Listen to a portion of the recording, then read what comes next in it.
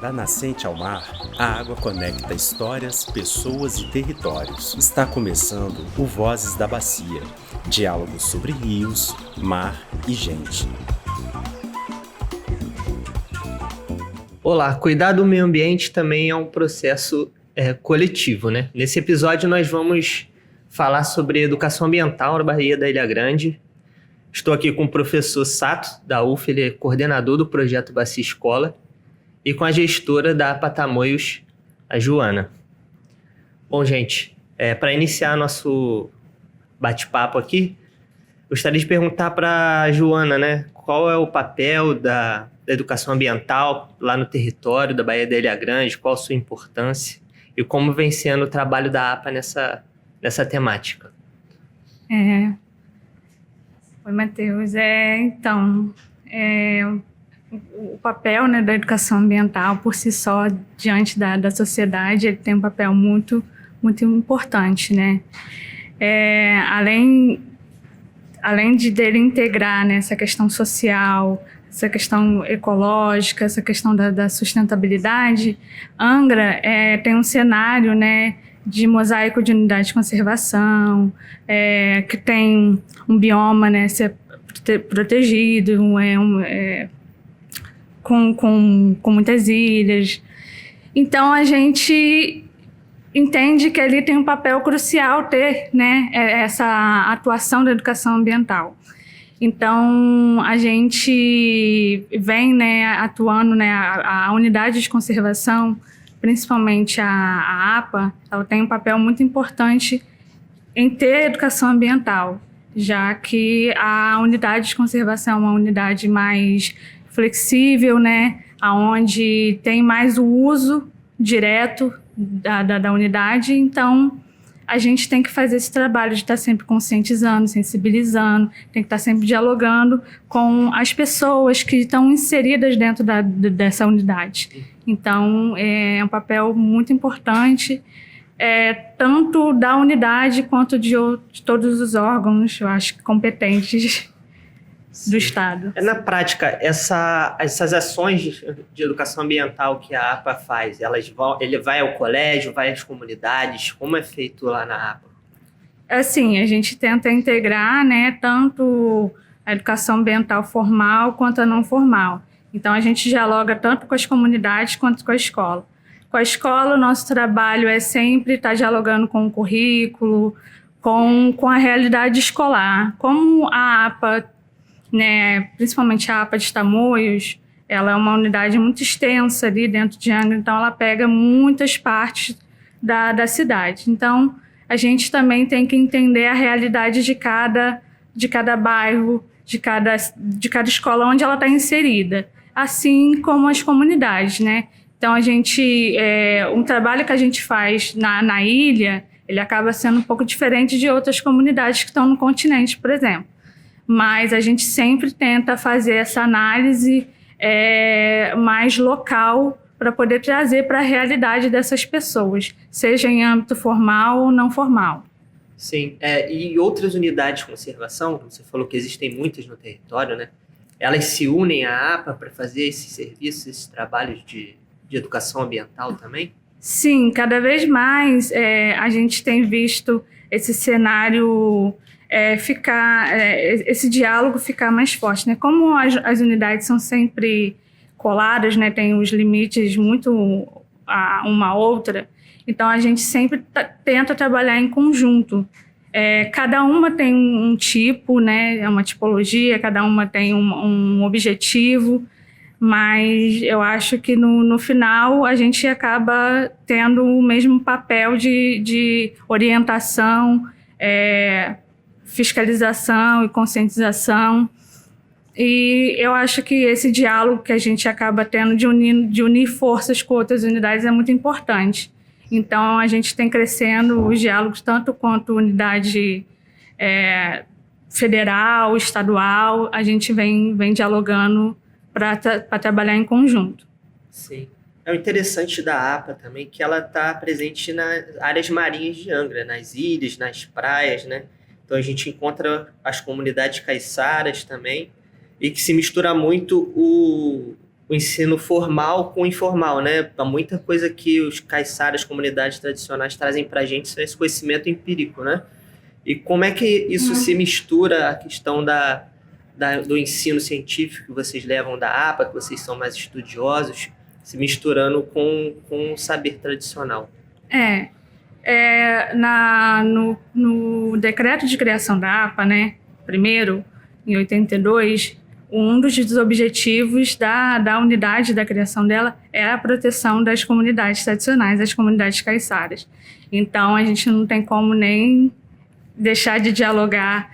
E, sim, a gente tem muito essa questão do ensino científico, da linguagem acadêmica, ela tem dialogado muito com o saber tradicional. Então, hoje a gente vê muita pesquisa acontecendo e muita gente estudando as práticas, como que eles vivem, a questão cultural, questão histórica, tudo que como se deu, né? E também como vem acontecendo, né? A perda do território também, a diminuição da prática.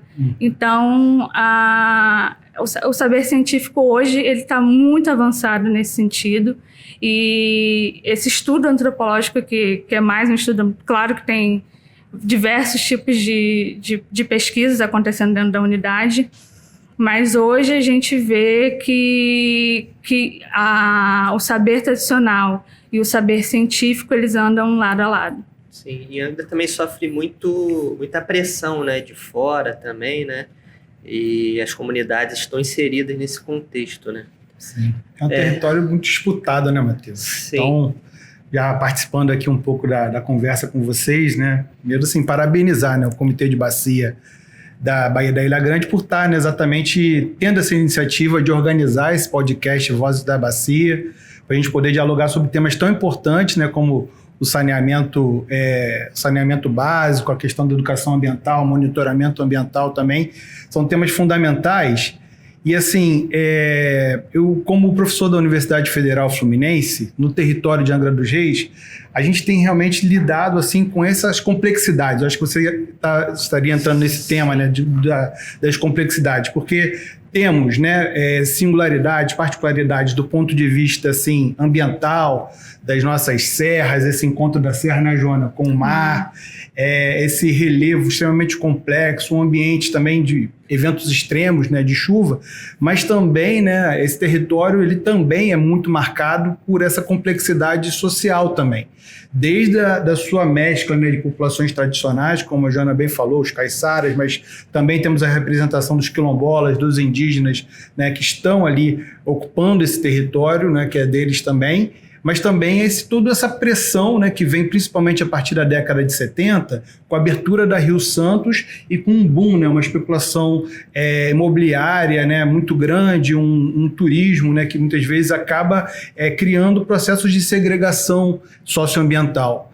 Então eu vejo que muitas instituições, como a própria APA Tamoios, né, a UF, a Fiocruz, o Fórum de Comunidades Tradicionais, dentre tantas outras, realizam uma educação ambiental nesse território, mas numa perspectiva, né, Joana, crítica.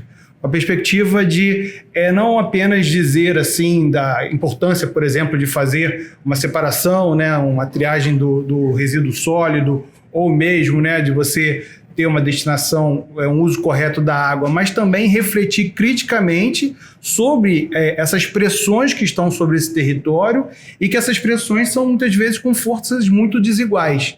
Nós temos muitas vezes grandes empreendimentos empurrando, né, de alguma forma transformando os territórios e a população mais vulnerável, né, mais vulnerabilizada desse território sendo colocada às margens. Então, numa perspectiva de uma educação ambiental crítica, a gente tem que refletir sobre isso, principalmente trazendo muitas vezes essas vozes que muitas vezes são silenciadas, né? São colocadas assim de lado e a gente não pode exatamente deixar que eles sejam silenciados.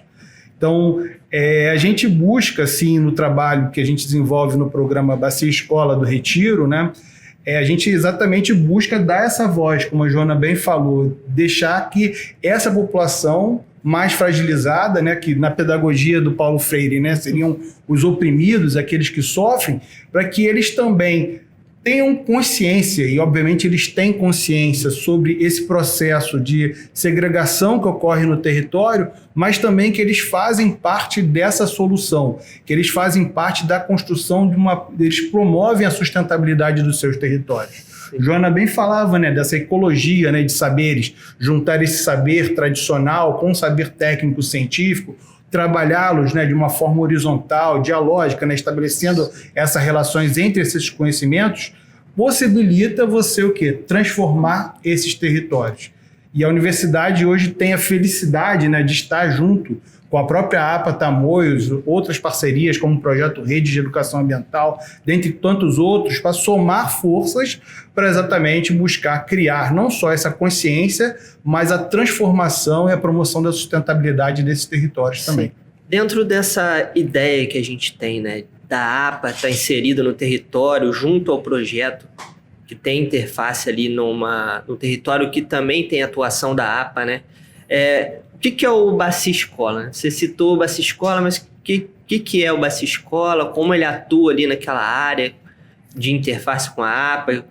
Ali logo já tem uma pequena serra ali numa bacia, né? Sim. Um pouco espaço plano e a gestão da água naquela pequena bacia. Como funciona? Então vamos lá, vamos começar do começo agora, né, do conceito, né, da ideia, o que a gente quer transmitir com esse conceito Bacia Escola. Então é um conceito, na verdade, que a gente não criou esse conceito. É um conceito que já existia, né? Alguns autores já vinham usando como uma bacia hidrográfica, né? Uma área de drenagem que drena para uma saída em comum. Só que nessa área, lá inicialmente, ela é pensada uma área onde eram feitas ações de pesquisa, quer dizer, desenvolvimento de conhecimentos e educação ambiental. Só que nós fizemos um trabalho, principalmente a partir do ano de 2021, uma revisão ampla desse conceito, e a gente ressignificou esse conceito.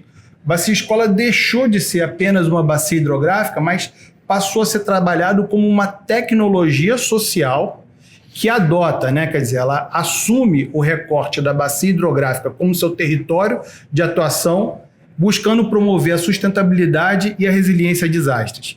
E o que são essas tecnologias sociais? Tem tudo a ver com essa relação que a gente estava dialogando há pouco, né, dessa ecologia de saberes, do saber popular com o saber científico, né, de modo a promover, desenvolver alguma metodologia, uma forma de fazer que seja de baixo custo e reaplicável para outros territórios. Né? Então, hoje nós temos a felicidade de ter uma Bacia Escola implantada, né, de forma assim, inovadora, inicial, no Retiro, na Bacia Escola do Retiro, em Angra dos Reis, dentro do território, né, do nosso Comitê de Bacia Hidrográfica, mas nós já temos uma experiência também muito exitosa de reaplicação dessa mesma tecnologia, estamos transpondo essa tecnologia para a região hidrográfica da bacia do Comitê de Bacia do Rio dos Rios, lá na região serrana. E estamos também mostrando que essa tecnologia ela é passível, né? Ela pode ser feita uma reaplicação em diversos territórios.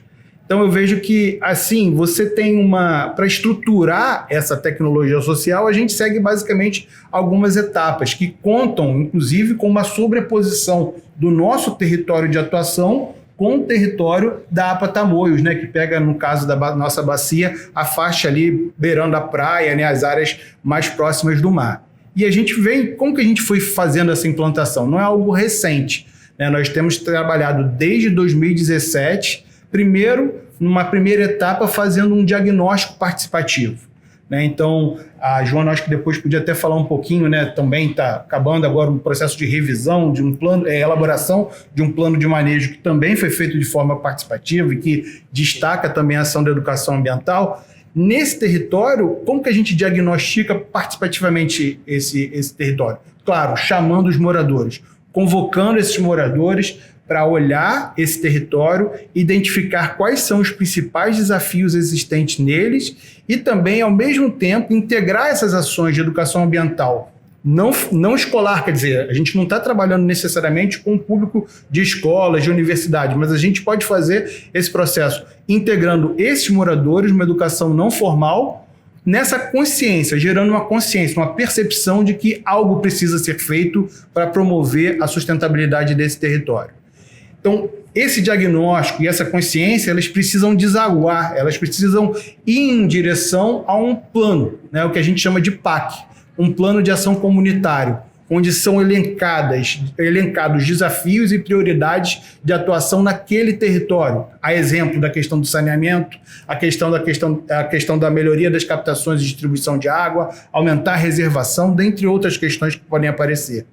E aí, depois que você tem um diagnóstico participativo, a elaboração de um plano, é preciso constituir uma governança.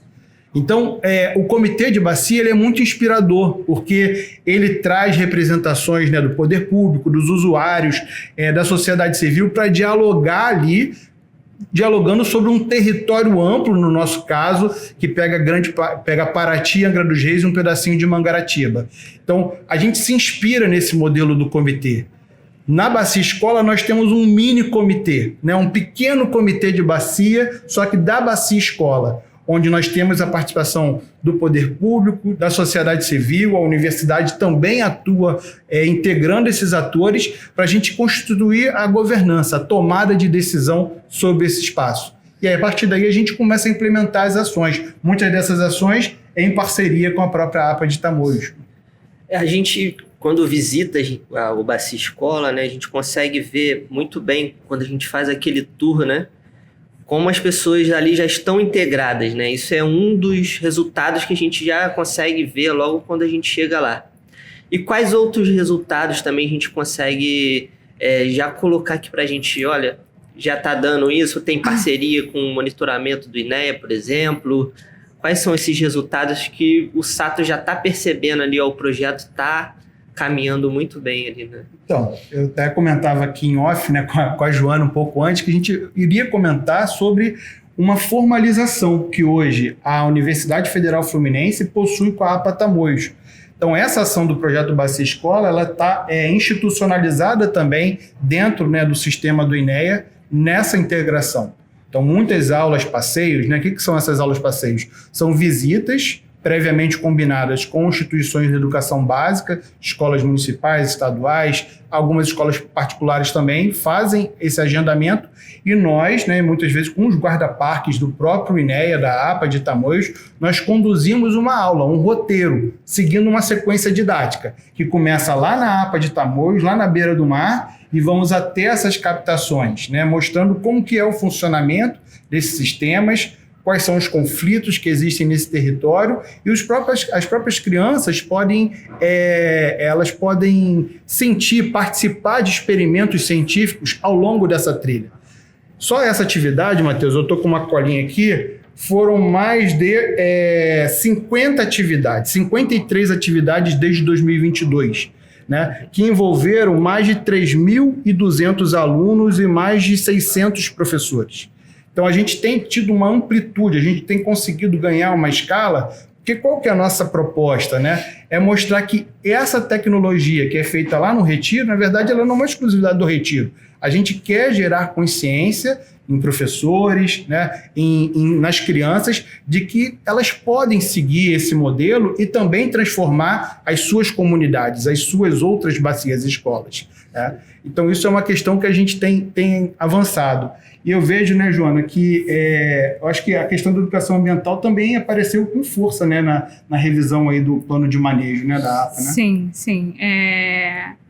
Sempre foi, né, um tópico muito, muito importante, né, a atuação da educação ambiental.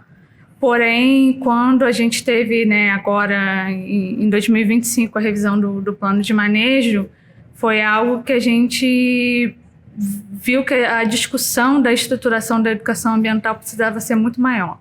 A gente precisava aumentar a estrutura.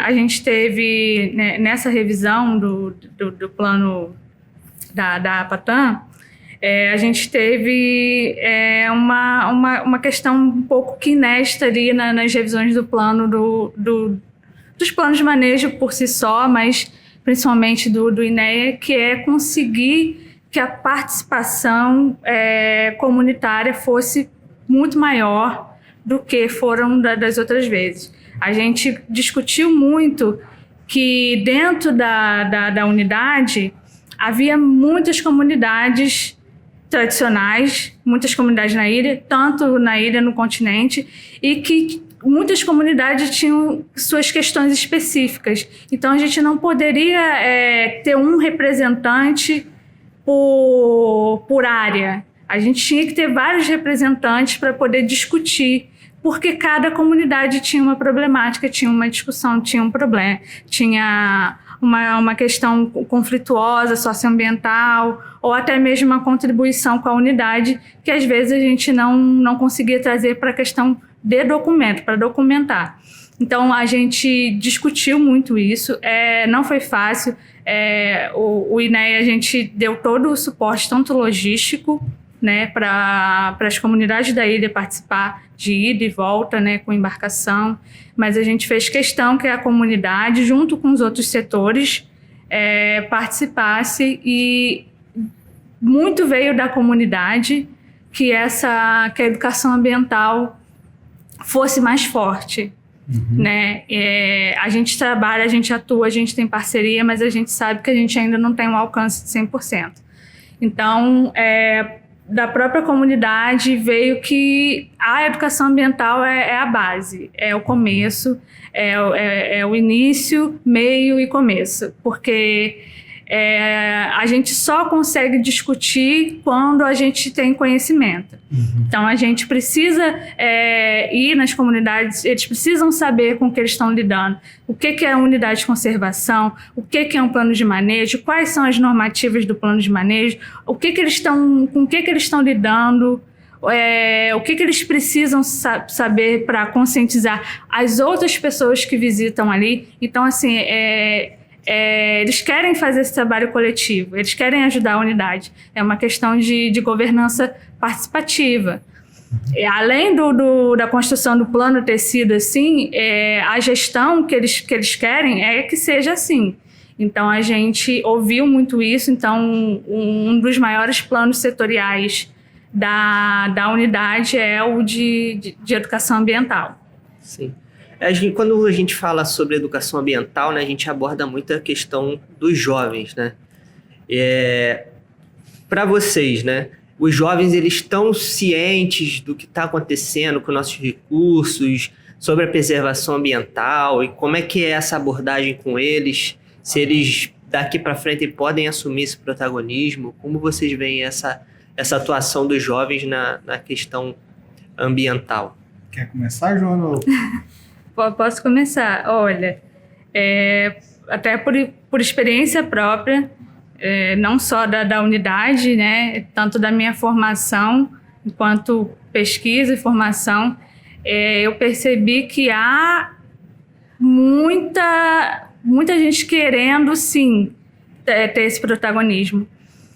Mas há também muita gente sem conhecimento de coisas muito importantes. Quando o professor fala da educação ambiental crítica, essa perspectiva crítica, ela é muito importante, que é uma vertente da educação ambiental, que hoje a gente vem discutindo muito ela hoje. Mas antes a gente se limitava, principalmente no ensino formal, a uma educação ambiental mais básica, a falar mais sobre ecologia, sobre resíduos, que é também muito importante, mas a gente precisa falar sobre sociedade, sobre a interação sociedade com o ambiente. Precisa discutir... A sociedade e a natureza, né? A sociedade, a natureza, e a sociedade e os conflitos socioambientais. Então, assim, não adianta a gente querer discutir coleta seletiva se às vezes a comunidade, a coleta nem chega lá. Então, a gente vê sim que tem, quando a gente leva a discussão e quando a gente traz a realidade local, aí a gente vê o protagonismo muito forte. Sim. E aí a gente vê, não, sim, aqui tem isso, aqui tem aquilo. Aí a gente vê que eles sabem discutir, só que eles não sabem o que eles estão discutindo. Bem, eu tenho uma experiência, né, lidar com muitos jovens, né, porque hoje a categoria jovens, eles deram uma esticada, né, ó. Os jovens estão mais velhos, né? Tem jovens aí com quase 30 anos, ainda são classificados muitas vezes como jovens. E eu, felizmente, assim, eu tenho tido uma experiência já lá na UF em Angra, agora com 11 anos, formando professores. Em sua maior parte, né, numa faixa etária aí dos seus 20 anos, né? Tive a felicidade de ter a Joana como uma das alunas, né, lá da Geografia, da licenciatura em Geografia da UF.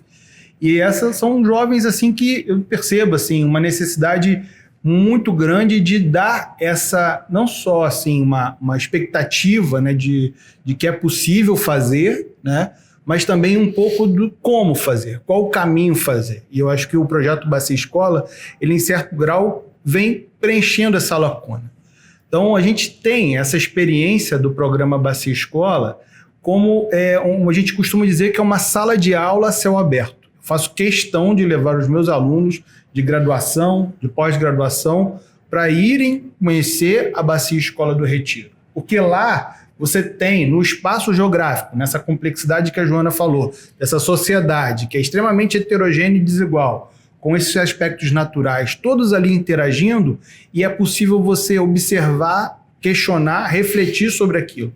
E também ter uma perspectiva de como atuar nessa frente, transformar aquele espaço. Então, quando a gente fez esse diagnóstico participativo lá em 2017, eu fiz questão também de envolver esses jovens, né, não só da comunidade, mas também da universidade, para que eles participassem desse levantamento e construíssemos coletivamente, participativamente, esse plano de ação. E esse plano de ação, Matheus, ele elencou algumas prioridades. Mas qual que foi a prioridade número 1? A questão do saneamento, promoção de saneamento, tratamento de esgotos. E lá, a partir de então, a gente passou a trabalhar para fazer a implantação de sistemas de tratamento de esgoto na comunidade. Nós já acabamos de ter aqui, né, no primeiro episódio desse podcast, uma discussão sobre esse saneamento. E nós ficamos muito felizes, né, porque nós construímos uma proposta inicial, nós tínhamos um caminho a seguir, mas a gente esbarrava muitas vezes num maior, talvez não maior, mas muitas vezes um grande entrave, que é a execução financeira disso. Como promover o saneamento de uma comunidade, né, que está ali numa área um pouquinho mais afastada do centro da cidade, que ainda guarda características de um distanciamento entre as casas. Foi aí que o projeto começou a se conectar com o próprio Comitê de Bacia Hidrográfica. O comitê, ele teve aquela iniciativa, né, de fazer a instalação dos sistemas biodigestores, na sua primeira leva, né, 181 sistemas biodigestores, não é isso, Matheus? Você trabalhou muito nisso. 81 em Angra dos Reis e 100 lá em Paraty. Isso. Qual foi a primeira comunidade contemplada por aquele tratamento, por esse projeto de saneamento? Foi a comunidade do Retiro, mostrando o quê? Que aquela organização, aquela reflexão, aquela preparação, né, já criava um terreno fértil para que achássemos parceiros, como comitê, que fizessem a implantação do sistema de saneamento naquela localidade. E a gente ficou muito feliz também a saber que não teríamos apenas o Retiro contemplado por aquele edital, né? Mas também a comunidade da Praia Vermelha, né, se eu não me engano. Praia Vermelha e Japariz, e lá em Paraty, Ponta Negra. Então a gente ficou muito feliz em saber que outras comunidades iriam também pegar carona nesse movimento que a gente estava startando lá, para exatamente ter também os seus trabalhos, né, a sua ação de saneamento, né, tratamento de esgotos. E mais feliz ainda em saber que o comitê agora está expandiu já isso, né, com o projeto Sanear, colocando algumas outras centenas, né, de sistemas biodigestores em outras comunidades, tanto da Ilha Grande quanto lá no sertão lá de Paraty. Isso é muito feliz, é muita alegria. Então, quando a gente traz, né, esses jovens para essa Bacia Escola e mostra para eles, olha, a gente fez assim, o projeto, né, teve agora ações efetivas de saneamento aqui no bairro, né, a gente tem feito um trabalho também de monitoramento participativo, com a parceria do INEA, né, coletando essas amostras de água em vários pontos e observando que existe uma transformação. Recebi uma notícia ontem maravilhosa de um morador do Retiro, que faz parte do Comitê de Bacia, né, o Manuel. Ele está falando que lá na Baía, na Baía da Ribeira, lá no Retiro, estamos tendo a volta de mexilhão. Coisa que ficou eu acho que desde a época da pandemia que os caiçaras estão narrando que o mexilhão tinha sumido. Claro que ainda é um indicador, né, um bioindicador lá inicial, mas a gente tem que ficar de olho nessa experiência para saber se realmente agora nós vamos ter um repovoamento desse mexilhão no Retiro e em outras localidades onde os projetos de saneamento da BIG estão sendo implementados, porque é muito mais do que resgatar uma espécie que estava, né, em extinção, que estavam sumindo localmente da nossa Baía da Ilha Grande. Mas também, né, Jona, é resgatar uma cultura, uma cultura da mariscagem, uma cultura que valoriza também o trabalho das mulheres, né, que fazem um protagonismo muito grande nessa prática tradicional da mariscagem. Então eu vejo que os jovens, eles olham isso e assumem, né, essa responsabilidade também. Eles querem também implementar melhorias nos seus locais. E é muito estratégico também no programa Bacia Escola, exatamente formando professores, porque a gente tem essa consciência de que esses alunos que estão hoje se formando como professores, amanhã vão estar lecionando, vão estar dando aulas em outras escolas da Baía da Ilha Grande e vão carregar consigo essa experiência, essa vivência de implantação de um projeto que integra as ações de educação ambiental com a transformação efetiva dos territórios. Se tem uma coisa que a gente vê e que é um indicador que o projeto tem tudo para dar certo, é quando a comunidade ela abraça, né? A gente viu tanto os projetos de saneamento que foram aqui citados, que onde a comunidade abraçou o projeto, a mobilização, as instalações, até a receptividade com os trabalhadores que vão lá fazer as instalações, elas fluem de uma maneira muito melhor do que quando não há essa comunicação, né? A gente teve na nossa última plenária, né, que foi inclusive lá na Bacia Escola do Retiro, isso foi relatado por vocês da AGEVAP, né? Sim. Que nós tivemos uma parceria com o projeto Rede de Educação Ambiental, onde a coordenação da Fiocruz, Fórum de Comunidades Tradicionais, UF, Unesp, nós, sabendo desse movimento do comitê de implantação, né, da expansão do projeto de saneamento rural na Baía da Ilha Grande,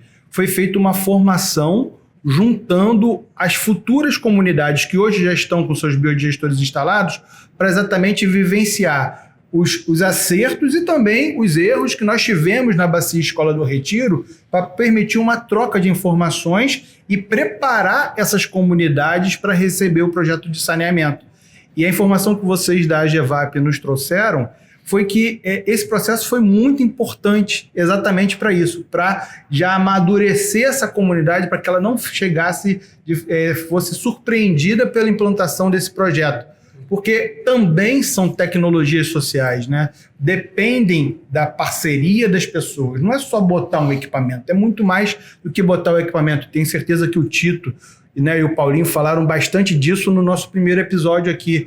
É todo um trabalho de envolvimento, de conscientização, de pertencimento, né, de ter essa noção de quão fundamental é a ação de saneamento numa comunidade.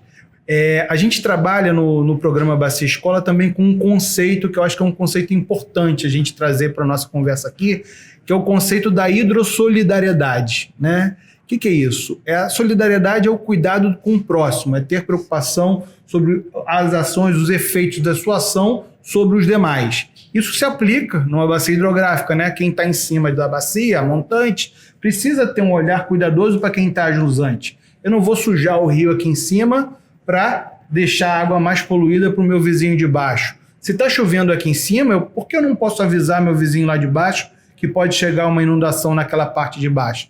Então, quando você começa a falar com as pessoas que é possível cuidar uns dos outros, criar essa noção de solidariedade através das águas, isso é muito potente. Isso dá um sentimento de pertencimento, um sentimento de valorização do trabalho e a participação comunitária que extrapola muito,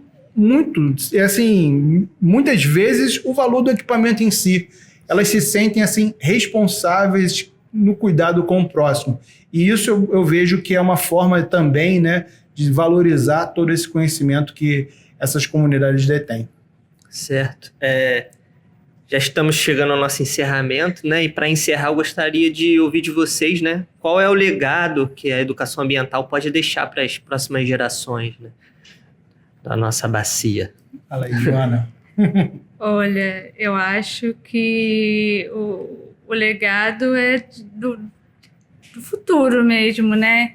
Eu acho que a educação ambiental desde quando eu estava na faculdade, eu penso muito, né, sobre o que é educação ambiental e qual é o impacto dela na sociedade.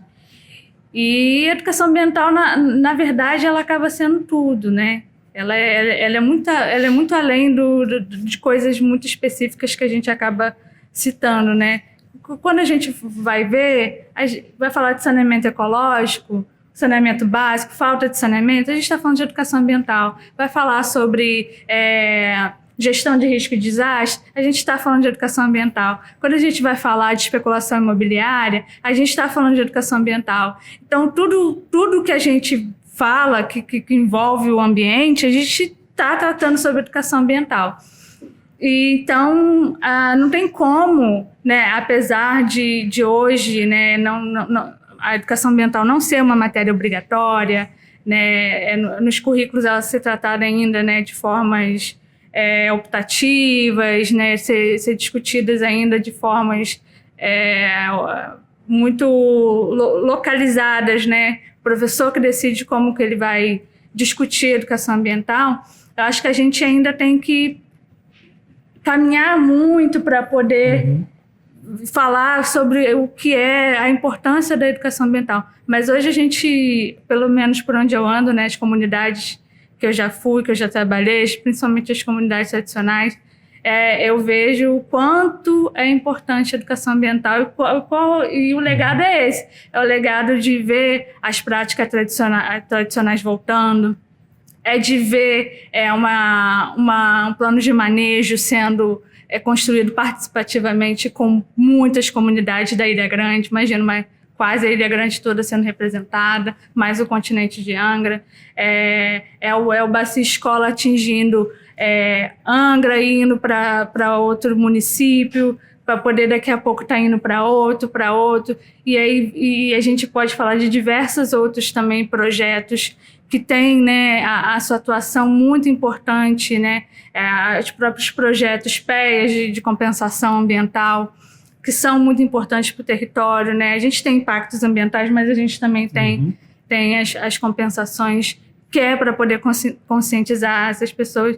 Então, a educação ambiental é nada mais do que o nosso futuro. Eu acho que a gente deveria tratar ela com muito mais seriedade do que eu acho que o Estado trata, né? Apesar dela ser uma política nacional obrigatória, eu acho que a gente deveria discutir muito mais, cada vez mais, né?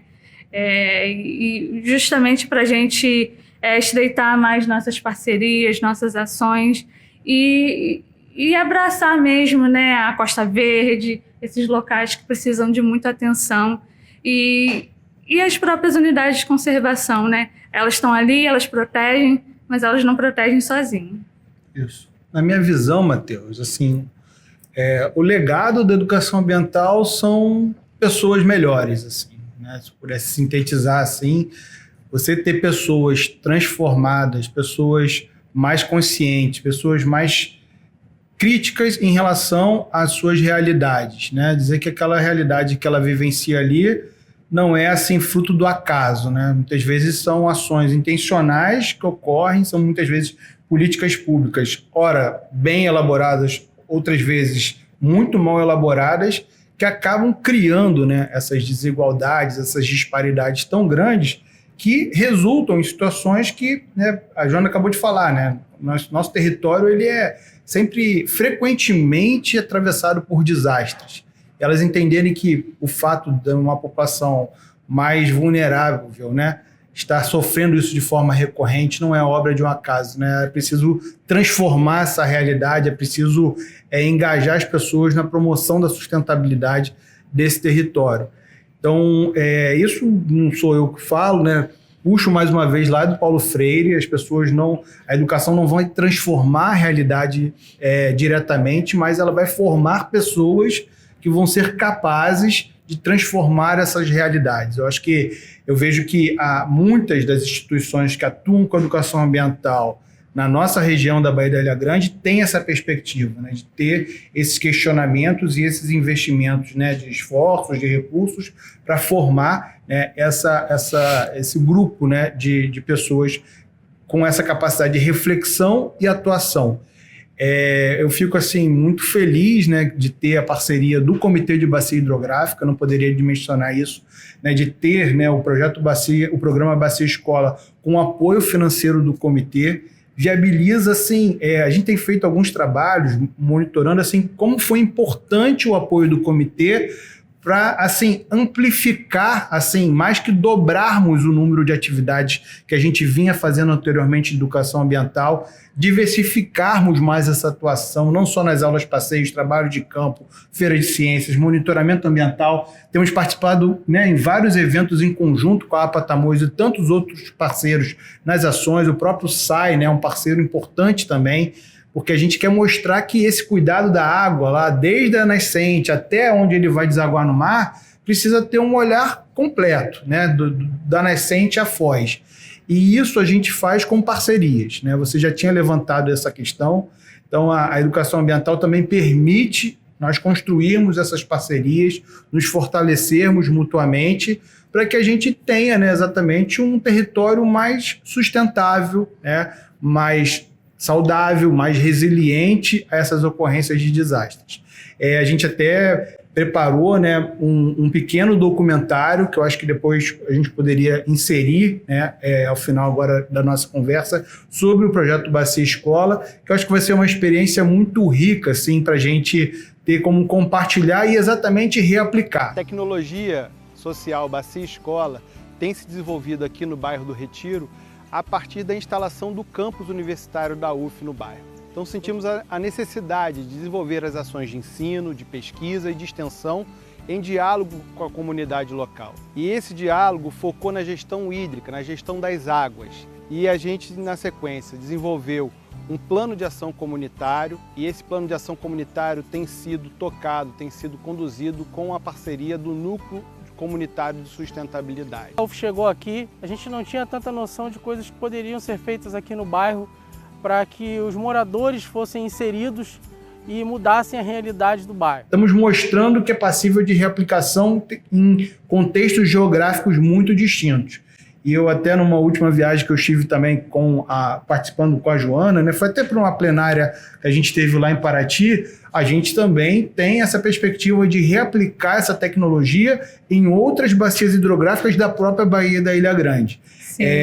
Eu tive há pouco tempo dialogando com uma gestora de uma outra unidade de conservação, que é a RDS, na Reserva de Desenvolvimento Sustentável do Aventureiro. Lá, né, nós tivemos, né, e temos muitos conflitos também relacionados à água, porque essas mudanças climáticas estão fazendo com que os eventos extremos se tornem cada vez mais frequentes, e eventos extremos nos dois pontos, tanto água demais, chuvas extremas como nós tivemos em 2022 de 900 milímetros em 3 dias, mas também água de menos, faltando água, e essa falta de água, esse aumento do período de escassez de água, isso está tensionando muito o território. Sim. Né? Você tem comunidades como Araçatiba, né, onde os conflitos se dão, várias outras comunidades, né, caiçaras, né, do nosso território, e também outras comunidades tradicionais, como o próprio Quilombo do Campinho, dentre as aldeias indígenas também, estão vivenciando conflitos por conta dessa água. E muitas vezes nós precisamos saber o quanto que a gente tem de água, qual o volume ofertado, qual é a demanda de água, né? E promover a governança, a tomada de decisão em conjunto, em espaços democráticos. Também aí, né, destacando o papel de um outro, né, episódio que a gente vai ter aqui, do monitoramento. A gente precisa conhecer. E esse conhecer não é só deixar para os técnicos, é conhecer em conjunto, é fazer ciência cidadã, ciência participativa com os moradores, monitorando e conhecendo o seu território. Então isso tudo faz parte de um leque aí que a gente tem, né, de ações que vão deixando legados. Eu entendo que a gente está caminhando com dificuldades, né, assim, a gente progride em vários aspectos, mas também vários processos que vão, assim, muitas vezes de fora do território para esses territórios, desde os mega empreendimentos, né, as visões muitas vezes distorcidas sobre a realidade dessas comunidades, impactam essa promoção da sustentabilidade, mas criando essa massa crítica, né, essas pessoas, como eu falei, mais formadas, reflexivas, eu entendo que a gente vai caminhar para exatamente melhoria da qualidade de vida dessa população. Sim. Agradeço a Joana e o professor e agradeço a vocês por acompanharem o nosso podcast, Vozes da Bacia. E se quiserem acompanhar ainda mais os projetos do Comitê de Bacia, nos sigam nas nossas redes sociais.